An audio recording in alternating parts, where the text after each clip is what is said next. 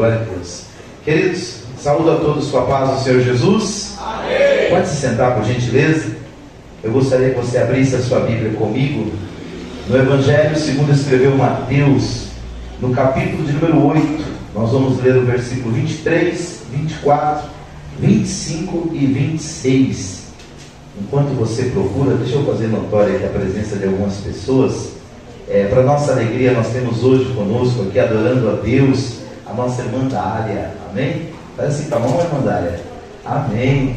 Eu fiquei sabendo que ela congregou um bom tempo com uma grande parte dos irmãos aqui, e ela disse que até ontem ela estava sem igreja. Não é verdade? Porque se ela está aqui, ela encontrou. Amém? Amém. Então, vamos dar bem-vindo para ela 2 vezes, né? Amém? Amém. Diga assim: seja bem-vinda. Seja bem-vinda. Em nome de Jesus. Em nome de Jesus. Agora essas mulheres maravilhosas, vai dar um abraço nela, em nome de Jesus. Ela tem vontade de voltar de novo. Amém? Irmãos, está conosco também a Ingrid, a Tainá e o Andrew, né? Que são as filhas, e também aí o genro do nosso irmão Carlos. Amém? Eu não vou apresentar o Augusto, porque o Augusto é daqui. Ele só estava de férias, né? E também o Mateus, o Tiago e a Bia também não vou apresentar, que eles são daqui. Eles só estão de férias. Mas, uma vez que eles estão aqui, vamos saudá-los com bem-vindo? Sejam bem-vindos em nome de Jesus. Amém? E o pastor Eduardo também está de férias, um pouco mais longe. Está morando lá em Manguanguá. É isso mesmo? Acertei a praia, é tanta praia lá para baixo que... Mas ele está lá em Manguanguá e hoje nos dá a honra da sua presença junto com a sua esposa, missionária Rosana. Vamos dar boas-vindas a eles também? Sejam bem-vindos em nome de Jesus. E antes de ler o texto aqui, irmãos, eu quero desejar um feliz Dia das Mães, uma feliz noite das mães, né? Porque o dia já foi. Para todas as mães que aqui estão, para nós é uma grande honra, uma grande alegria ver cada uma de vocês aqui. Nesses meus 49 anos de vida, é o primeiro dia que a minha mãe, é o primeiro dia das mães que a minha mãe passa internada, você acredita? 84 anos de idade, aquela velhinha nunca foi internada. Pensa na guerreira. E quinta-feira ela foi socorrida com as pernas um pouco inchadas e está ali na UPA. Hoje à tarde eu recebi um telefonema, eles querendo a todo custo transferir ela lá para Parelheiros. Eu falei: não, em nome de Jesus, deixa minha velhinha aí. Parelheiros é muito longe. Parelheiros é muito longe. E aí deixaram para amanhã para ver se encontra uma vaga aqui mais perto. Então os irmãos olhem por ela. A UPA é só pronto atendimento, né? Mas que o Senhor possa conseguir conceder uma vaguinha aqui mais perto. Eu acabei de ler no grupo aí que a gente tem da família que ela está muito feliz, porque ela falou que ela precisou ficar doente. Para algumas pessoas que ela não via há muito tempo, ela começar a ver. Porque agora vai lá de 12 em 12 horas, cada um fica 12 horas com ela, né? E tem alguns que há muito tempo não ia, agora está lá, 12 horas com ela, né? Então, olhe por ela, pela irmã Dalva. Eu quero também fazer notória a presença do nosso irmão Isaú, já nos ajudou aqui no louvor aqui. Vamos saudá-lo com bem-vindo. Seja bem-vindo em nome de Jesus. Amém? Obrigado, Isaú. Queridos, eu não quero me delongar, vou dar uma palavra breve, porque aqui ainda nós temos 3 coisas para fazer nesse culto depois da ministração. Tem uma homenagem para as mulheres, tem um vídeo aí de homenagem à nossa irmã saudosa Silvana, e também teremos uma lembrança para entregar para as irmãs. Então, eu vou ler rapidinho o texto aqui, vou compartilhar algumas reflexões com vocês, e já partimos para o ato da Santa Ceia, e reservamos o último momento desse culto para essa homenagem, e também para esse momento aí de entregar uma lembrança para as mães. Mateus capítulo de número 8, versículo 23, 24, 25 e 26, que nos diz assim. Vamos ler até o 27. E entrando ele no barco, seus discípulos o seguiram. Eis que no mar se levantou uma tempestade tão grande que o barco era coberto pelas ondas. Ele, porém, estava dormindo. E os seus discípulos, aproximando-se, o despertaram, dizendo: Senhor,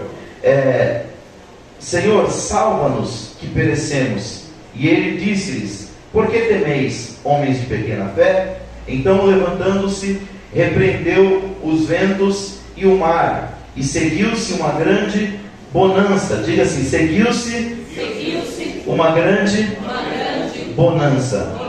E o 27 diz assim: aqueles homens se maravilharam dizendo: que homem é este, que até os ventos e o mar lhe obedecem? Posso ouvir um amém? Amém. Queridos, eu vim a semana inteira com um texto no coração, com uma mensagem para entregar para vocês. Hoje à tarde, nós, logo depois do almoço, eu fui para o quarto, comecei a meditar na palavra de Deus, e Deus colocou essa mensagem no meu coração. E até fez questão de enfatizar no meu coração o motivo dela. O meu tema hoje aqui é tempestade da vida. Como lidar com elas? E quando a gente fala de tempestades, o escritor Orlando Boyle ele traz uma definição. Ele diz que tempestade é uma violenta agitação da atmosfera que às vezes vem acompanhado de chuvas, trovões, relâmpagos, raios, entre outras coisas. E quando a gente fala de tempestades da vida, já aplicando aqui esse texto que eu acabei de ler, são situações e circunstâncias desagradáveis e de grandes possibilidades de prejuízos para nós ou para nossos entes queridos. E dessa forma traz para a gente um alarme, traz para nós muitas das vezes até um certo desespero.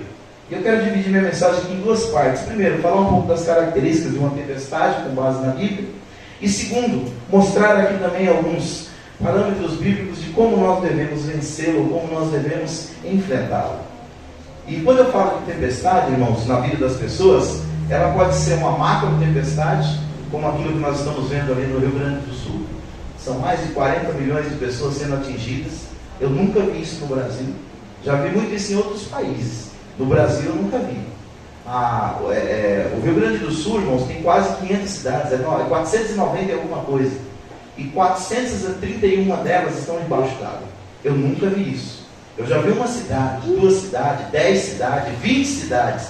Agora 431 eu nunca tinha visto. E quando você vê as imagens, né?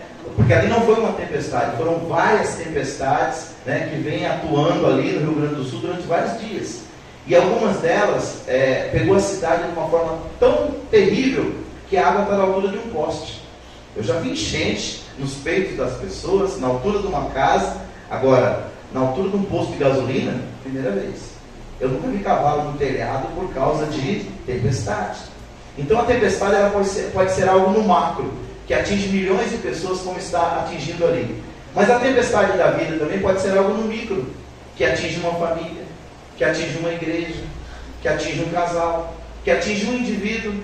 Só que o mesmo Deus que Ele está atento para as macro tempestades, as grandes tempestades, porque a Bíblia fala que do Senhor é a terra e a sua plenitude, tudo que nela há e todos os seres que nela habitam, ou seja, não sobrou nada do diabo, tudo é dele, né? E tem alguém que ainda fica assim chateado quando a gente fala: o Brasil é do Senhor Jesus, né? Eu já vi pastores dizendo que o Brasil é do diabo. Do diabo nada, irmão. O Brasil é do Senhor Jesus. O diabo que tenta dominar a cabeça de algumas pessoas e levar para o lado dele, mas nada pertence a ele, tudo é do Senhor. Ele é o Criador, Ele é o dono. E a Bíblia fala que tudo está no seu controle. Nada acontece sem que o Senhor permita. E existem as tempestades também no micro-universo, que é o nosso universo pessoal. Quando muitas das vezes uma calamidade, como muitas das vezes a gente não está preparado, bate na nossa porta. E é sobre isso que eu quero falar para vocês. Porque nós só não sabemos o dia e a hora, mas mais cedo ou mais tarde ela vai bater na nossa porta. A Bíblia não fala que o dia mau seria uma probabilidade. Não, ele fala que seria uma certeza.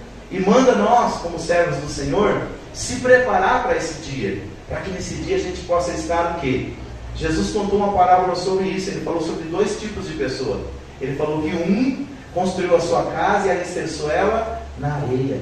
O outro construiu a sua casa também e alicerçou na rocha. E ele falou assim: e vindo a tempestade, e vindo os ventos, e subindo os rios, e vindo a tempestade, uma delas naufragou, uma delas foi destruída, porque não tinha um fundamento na rocha. E ele diz: a outra persistiu. E quando ele conclui isso, ele está concluindo o Sermão da Montanha, no capítulo 5, 6 e 7 de Mateus. Ele conclui dizendo assim: aquele que ouve estas minhas palavras, que palavras? As palavras do Sermão da Montanha, e as pratica, eu assemelhá-lo-ei a este homem que edificou a sua casa sobre a rocha.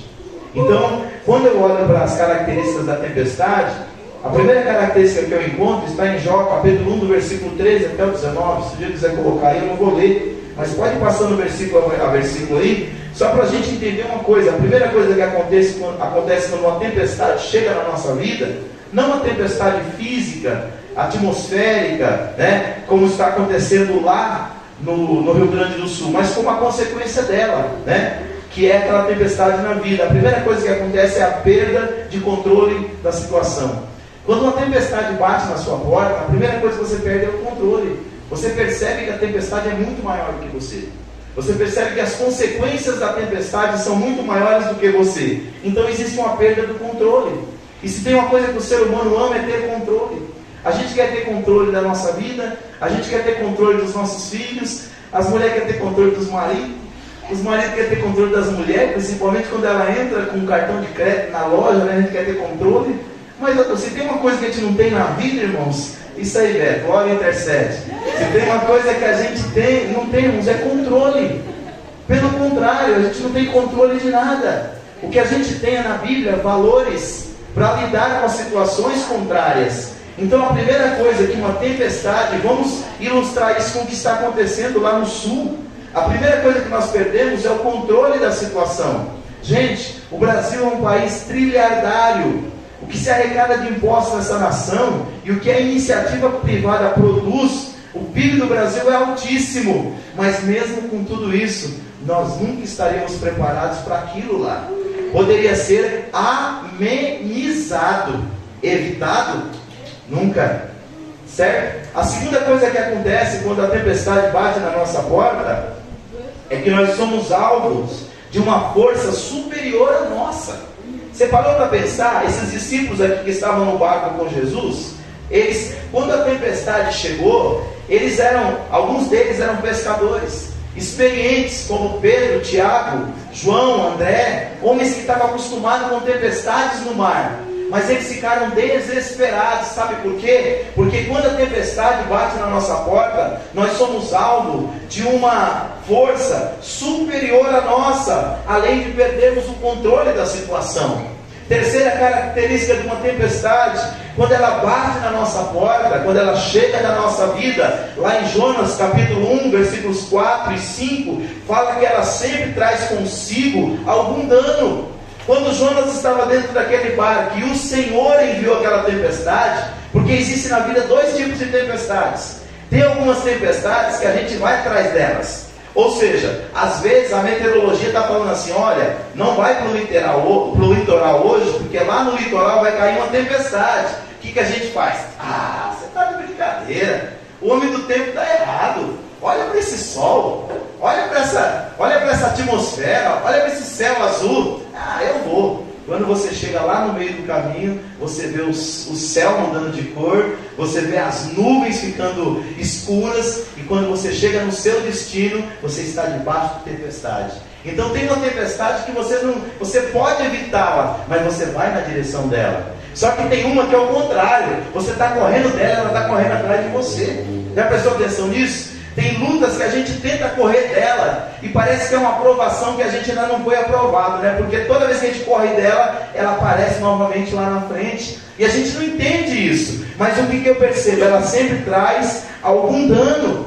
Quando a tempestade veio, enviada por Deus, sobre aquela embarcação que Jonas estava, o que aconteceu? Eles começaram a jogar para fora tudo aquilo que havia de peso dentro do barco. Com qual objetivo?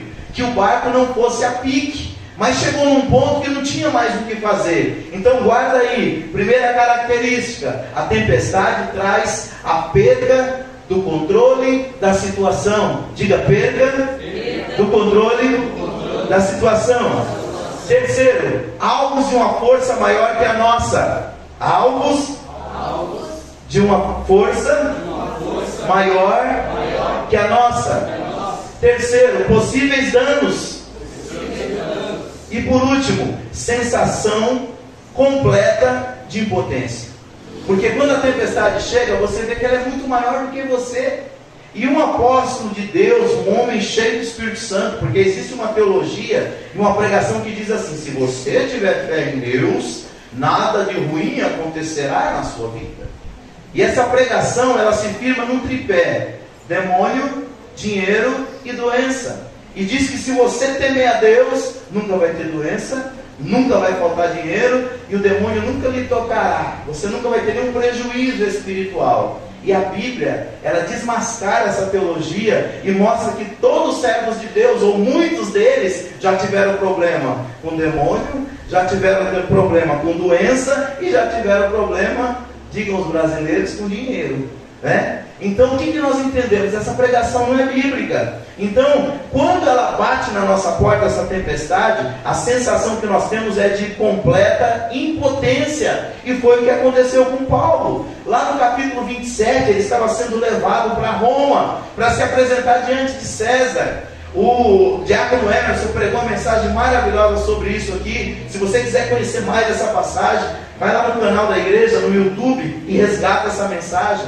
Lá ele fala sobre esse tipo de tempestade. E Paulo, irmão, o grande apóstolo da fé, escreveu metade do Novo Testamento, escreveu quase que um quarto da Bíblia, e no entanto teve que lidar com a tempestade também.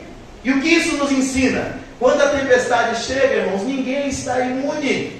Todos aqueles que estão na face desta terra vão ter que viver aquilo que está em João capítulo 16, versículo 33. No mundo tereis aflições, mas palavras de Jesus: tende bom ânimo, eu venci o mundo. Amém?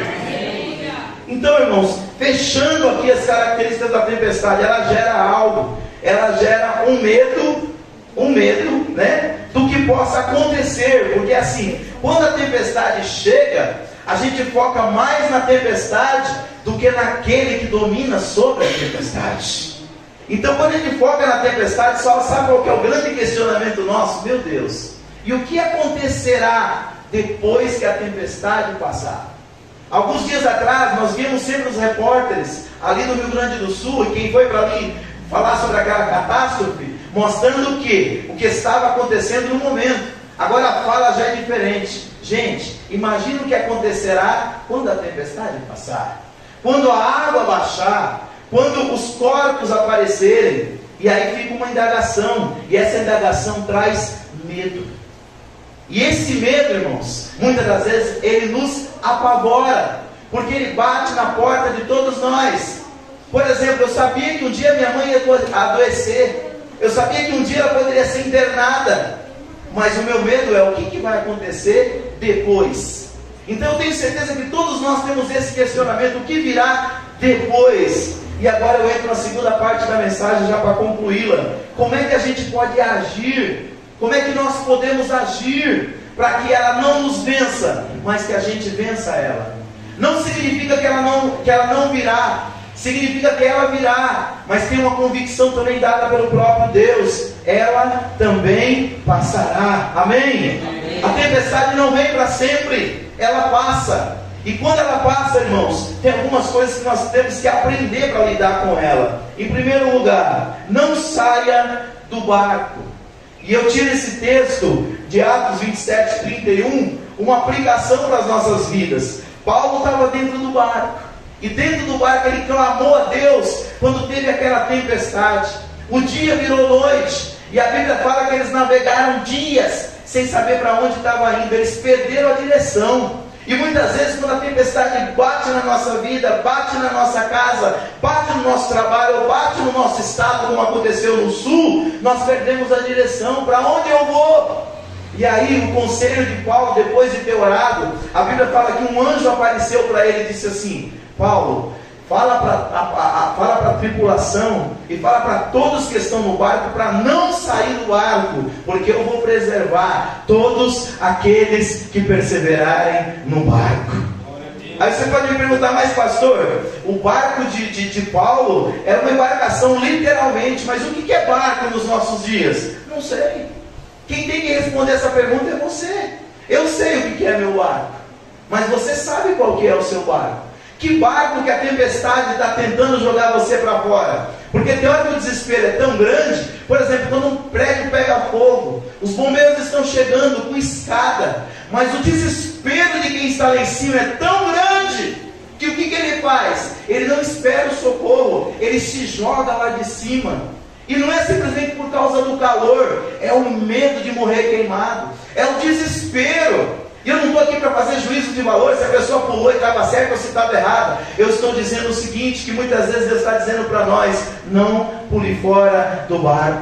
Pastor, o que poderia ser o barco? Hipoteticamente, o barco pode ser sua família, o barco pode ser sua igreja, o barco pode ser o seu emprego, o barco pode ser um projeto pessoal. E quando a tempestade chega, o que dá vontade? Joga tudo para o alto, chuta o pau da barraca e cai fora, não é assim? E isso acontece muito quando nós somos dominados pelo medo. Mas Deus me trouxe aqui para te dizer nesta noite: não temas, porque depois de todas as tempestades, biblicamente falando, o Senhor envia uma grande bonança.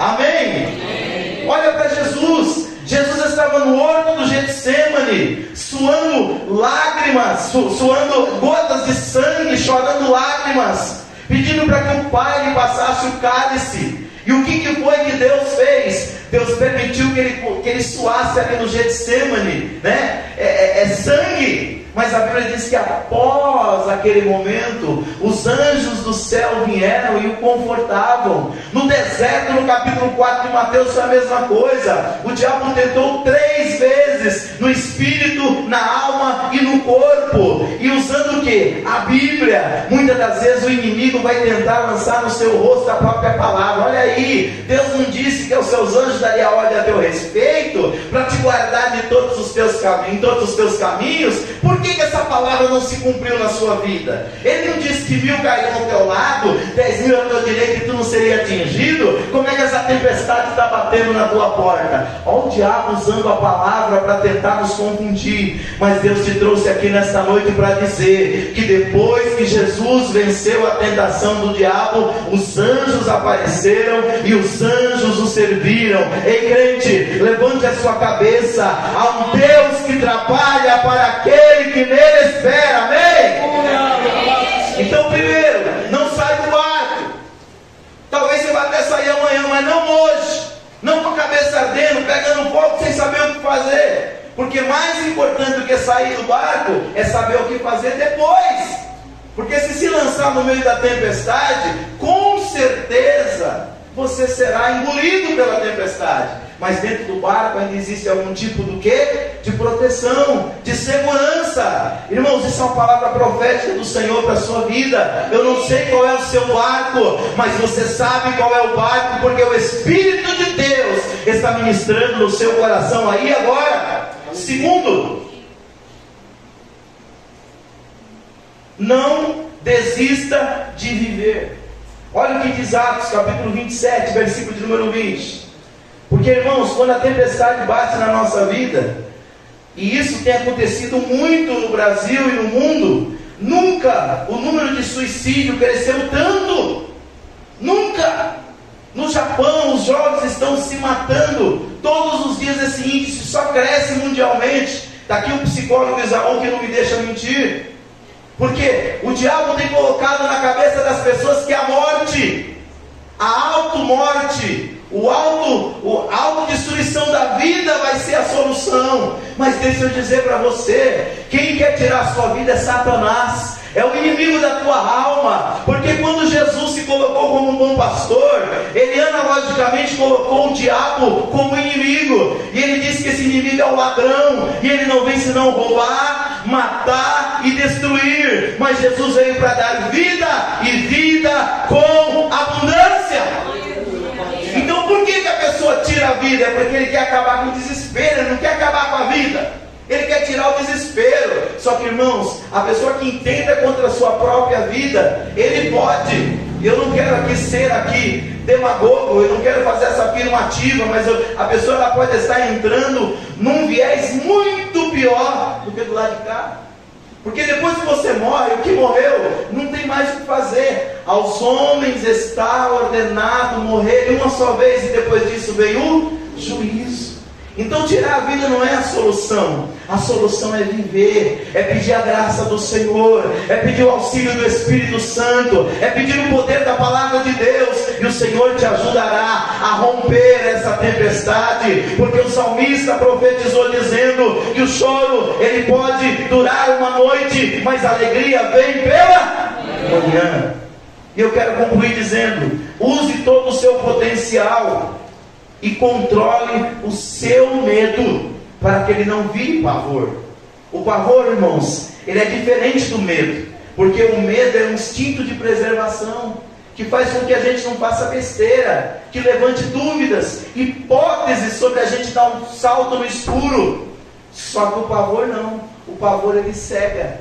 O pavor ele faz a gente tomar decisões no momento que às vezes vai se arrepender a vida inteira, porque o pavor é fruto do desespero. E a Bíblia diz, Deus tem uma promessa. A Bíblia fala que a paz de Deus guardará todos os nossos sentimentos em Cristo Jesus. Deus te trouxe aqui nesta noite para te dizer, eu estou cuidando das suas emoções, da sua alma cuido eu, diz o Senhor, porque a alma e o espírito do homem é lugar que ninguém pisa, só Deus pode entrar, só Deus pode tocar, só Deus pode transformar. A gente pode ser um instrumento, uma ferramenta usada por Deus, mas só quem entra lá é o Senhor. E nesta noite Deus está curando o coração de pessoas aqui, Deus está curando a alma de pessoas aqui, Deus está curando a psique de pessoas aqui, Deus está curando a mente de pessoas aqui, Deus está curando o espírito de pessoas aqui, em nome de Jesus eu creio. E eu fecho com o último texto bíblico.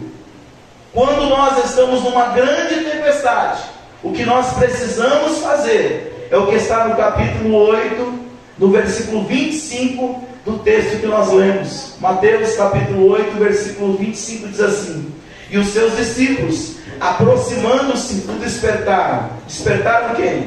Jesus, dizendo: Senhor, salva-nos, porque nós perecemos. Sabe qual que é o nosso problema? Geralmente na hora da tempestade a gente acha que os nossos recursos serão suficientes. A gente acha que a nossa capacidade será suficiente. A gente acha que a nossa competência será suficiente. E não é, irmãos. Porque o Senhor nos criou para sermos seres livres. Mas o Senhor não nos criou para sermos seres independentes. Não dá para vencer tempestade sem a ajuda de Deus. Porque se você tentar, você pode até chegar para o outro lado, mas o prejuízo será muito maior. E nessa noite eu quero orar por você, e com você, e junto com você, para que nós possamos vencer as nossas tempestades. Você pode ficar de pé em nome de Jesus? Cada um aqui tem a sua realidade, e não existe duas realidades iguais, mesmo passando pelas mesmas circunstâncias. Mas há um Deus que cuida de nós. E aí, eu quero dizer para você, nós devemos elevar os nossos olhos para o monte, mas a gente tem que entender que o nosso socorro vem do Senhor, que fez os céus e a terra. Amém? Levantar a cabeça em busca de solução é a parte humana. Aguardar o socorro que vem de Deus é um milagre que só o Senhor pode fazer. E nesta noite eu gostaria que você fechasse os seus olhos, inclinasse a sua cabeça, se aproximasse de alguém que está do seu lado, e nessa hora você vai orar com ele, por ele e junto dele. Aleluia! Que você seja a presença do Espírito Santo e a presença de Jesus na vida desta pessoa. A Bíblia fala que nós somos o corpo de Cristo na terra. Quando Cristo precisa abraçar alguém, quando Cristo precisa abençoar alguém, quando Cristo precisa agir na vida de alguém, Ele vai usar um de nós que fazemos parte do corpo. Amém? Estenda a sua mão sobre a vida dele ou dela e ore com ele e com ela agora, em nome de Jesus. Querido Deus e Pai, nós reconhecemos, ó Deus querido, a nossa falibilidade. Nós reconhecemos as nossas fraquezas, ó Pai, e o quanto nós somos imperfeitos. E nós reconhecemos, ó Pai, que as tempestades da vida não podem ser vencidas sem a presença do Teu Espírito, sem o poder da Tua palavra, Senhor querido, e sem o poder da fé. E nessa hora eu peço a Tua ajuda, Senhor, nesses 3 requisitos. Aplica, meu Deus, ao nosso coração a Tua palavra. Que Santo nos encha de graça para vencer a tempestade presente. E Senhor, gere em nós a fé,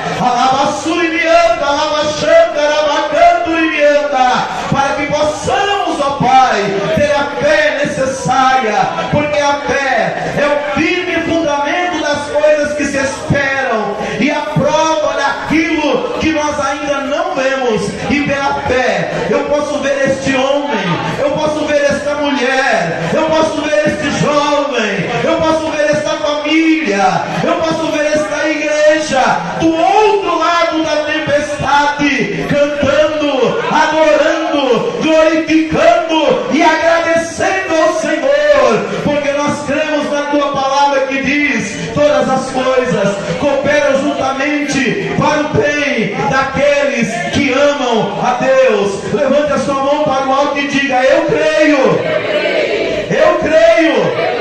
que todas as coisas cooperam juntamente para o bem daqueles, aponta para o céu, que te amam. E eu te amo, Jesus.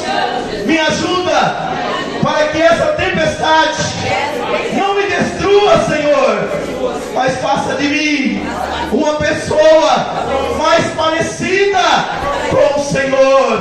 É o que eu te peço, Pai, e já te agradeço, certo da resposta, em nome de Jesus. Aplauda o nome do Senhor, adora